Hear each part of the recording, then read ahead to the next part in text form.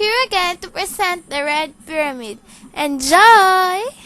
In case you never seen it, the needle is an obelisk, not a needle, and it doesn't have anything to do with Cleopatra. I guess the British just thought the name sounded cool when they brought it to London. It's about 750 feet tall, which should be really impressive back in ancient Egypt.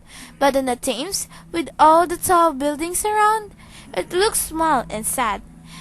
You could drive right by it and not even realize you just passed something that was 1,000 years older than the city of London. God, Sadie walked around in a frustrated circle. Do we have to stop for every monument? My dad stared at the top of the obelisk. I had to see it again, he murmured. Where it happened. A freezing wind blew off the river. I wanted to get back to the cab, but my dad was really starting to worry me. I never see him too distracted. What, Dad? I asked. What happened here? The last place I saw her. Sadie stopped pacing. She scolded at me uncertainly, then back at Dad. Hang on, do you mean Mom? Dad brushed Sadie's hair behind her ear, and she was so surprised she didn't even push him away. I felt like the rain had frozen me solid.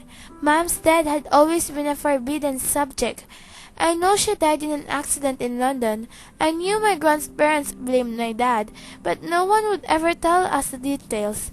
I gave up asking my dad, partly because it made him so sad, partly because he absolutely refused to tell me anything.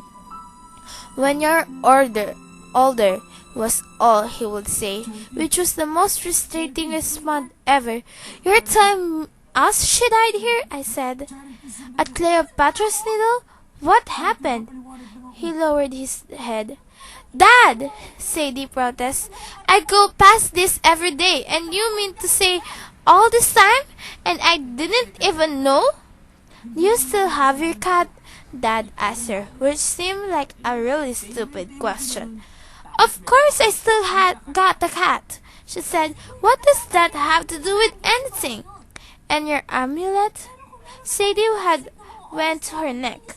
When we were little, right before Sadie went to live with our grandparents, Dad had given us both Egyptians amulet.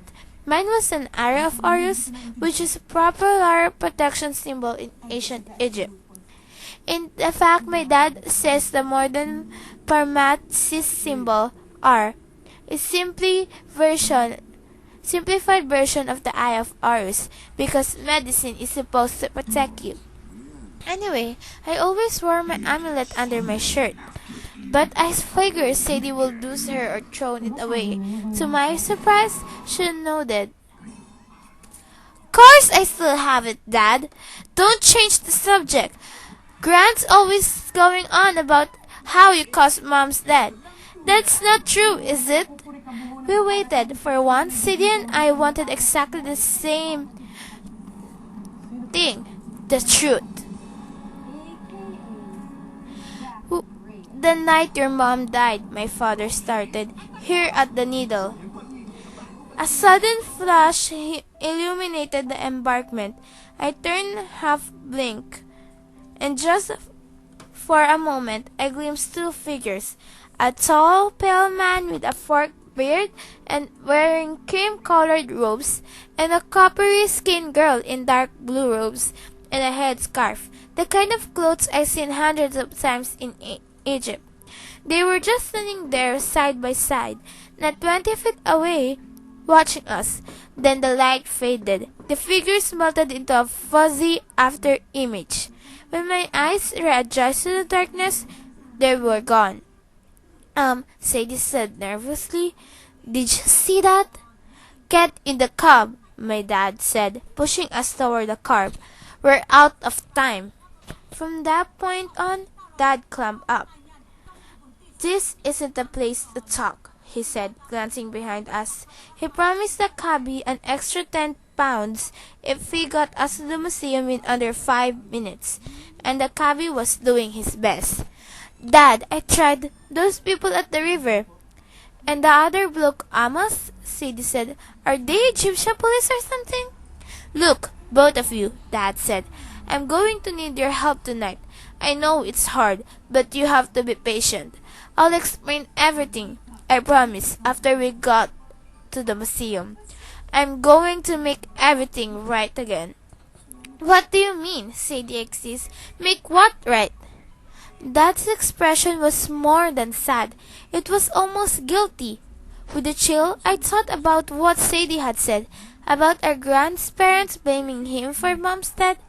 That couldn't be what he was talking about, could it? The cabby swerved into Great Russell Street and screeched to a halt in front of the museum's main gates.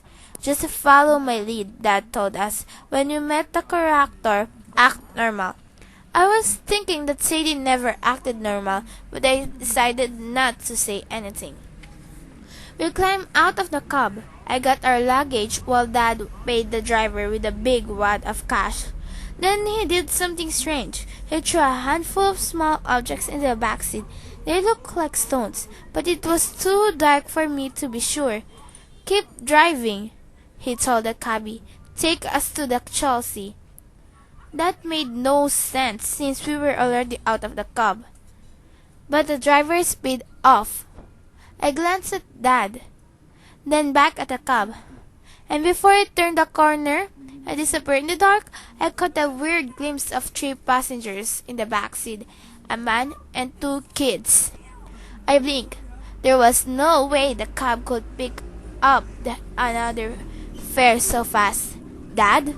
London cabs don't stay empty very long, he said matter-of-factly. Come along, kids. He marched off toward the iron gates.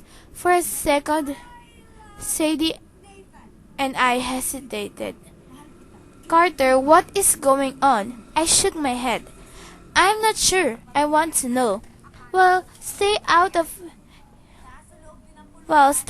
here in the cold if you want. But I'm not leaving without an explanation. She turned and marched after her dad. Looking back on it, I should run. I should drag Sadie out of there and get in as far away as possible. Instead, I followed her through the gates.